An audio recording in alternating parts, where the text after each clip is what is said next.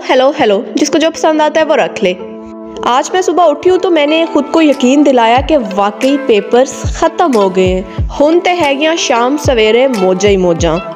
तो इन्हीं मौजों को एंजॉय करने के लिए मैंने करने शुरू कर दिए कपड़े प्रेस, क्योंकि मुझे जाना है अब अपने घर।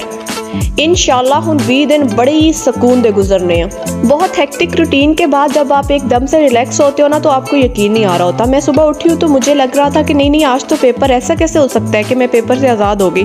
फिर मैंने फ़ोन को देखा, फ़ोन पे डेट को देखा, तो मुझे यकीन आ गया कि नहीं आज तो नहीं है कोई पेपर। ਉਹ वाली खुशी किद्दां दी सी मैं तुहानू दस ही नहीं सकती, बल्कि तुसीं खुद भी एक्सपीरियंस की हुई होनी है। पैकिंग तो मैंने शुक्र है कल ही कर ली थी मर के, तो आज तो बस मैंने कपड़े प्रेस किए और थोड़ा टाइम मैंने यूनिवर्सिटी में स्पेंड किया, क्योंकि जैसी भी है तो हमारी ना। और छुट्टी के दिन तो वैसे ही बड़ा सुकून होता है यहाँ पे, लेकिन ये सुकून ज़्यादा देर बर्दाश्त नहीं होंदा, फिर तो बोरियत लगन लग जाती है। मैंने भी फिर 10-15 मिनट बस वॉक की और फिर मैं यहाँ से 9-2-11 हो गई। अच्छा, आपके साथ ऐसा होता है कि आप सफ़र में हो और जब आपने कहीं ऐसी जगह पे जाना हो जहाँ पे आपका जाने का दिल कर रहा हो या आप जाने के लिए बहुत खुश हो, तो वो सफ़र लंबा हो जाता है। मेरे साथ तो ये हमेशा ही होता है। मतलब मुझे लग रहा था कि मैं 4 घंटों से बैठी हुई हूँ और मेरा घर कहीं आने का नाम ही नहीं ले रहा। वैसे तो मैनू बारिश उदास लगती है, लेकिन अज की बारिश मैनू अच्छी लग रही सी क्योंकि मेरा दिल खुश सी।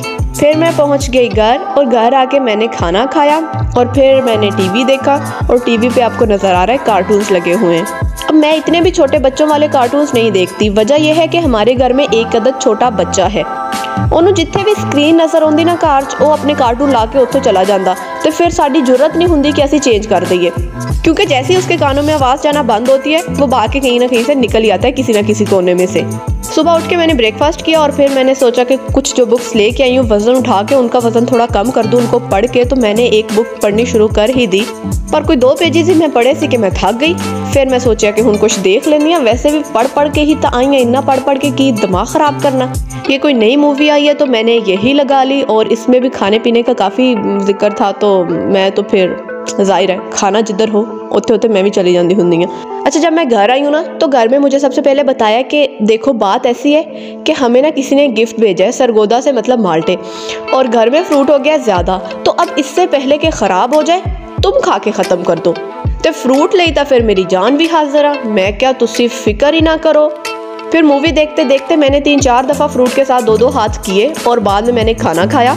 अब खाना ये वो है जो मुझे तो बहुत पसंद है, लेकिन मेरी मामा को बिल्कुल नहीं पसंद। मेरी मामा ने इसलिए नहीं पसंद क्योंकि सॉसेजेस सी, और बकौल उनके सॉसेजेस ऐसे गंदे चिकन के बनते हैं जो मैं आपको भी बता भी नहीं सकती, क्योंकि आपका भी दिल ख़राब हो जाएगा। लेकिन मैनू कोई फ़र्क नहीं पैंदा, मैं तो आराम नाल खा लेंदी हूँ। उसके बाद मैंने फ्रिज खोली तो मुझे गन्ना नज़र आ गया, मतलब गन्ने के छोटे छोटे पीसेस। तो मुझे तो फिर जो नज़र आता रहता है मैं तो घर आके खाती रहती हूँ, तो मैंने ये भी खा ली। फिर रात को मैं बैठी हुई थी तो मैं सोच रही थी कि ऐसे तो ज़िंदगी का मज़ा नहीं आ रहा, कुछ ना कुछ तो होना चाहिए नाल। तो फिर मुझे मूंगफली नज़र आ गई, मैंने वो खानी शुरू कर दी और उसके साथ चने भी पड़े हुए थे। हालांकि मूंगफली तो चने का कोई कम्बिनेशन तो नहीं है, लेकिन फिर भी मैं खा ले, क्योंकि पेट जाके तो सारा कुछ एक बराबर ही हो जाना ना। और ये हमारे यहाँ की बहुत ही फेमस रेवड़ी है, लेकिन मुझे इतनी पसंद नहीं है। और उसके बाद मैंने नूडल्स खा लिए थोड़े से और फिर मेरा पेट मुझे कह रहा था कि बस इनफ इज़ इनफ। आजकल सर्दी की वजह से सबके गले शले ख़राब हो रहे हैं, तो मैंने इस पर एक मज़ाहिया नज़म पढ़ी थी, मैं आप लोगों को अभी वही सुनाती हूँ और फिर टाटा बाय बाय।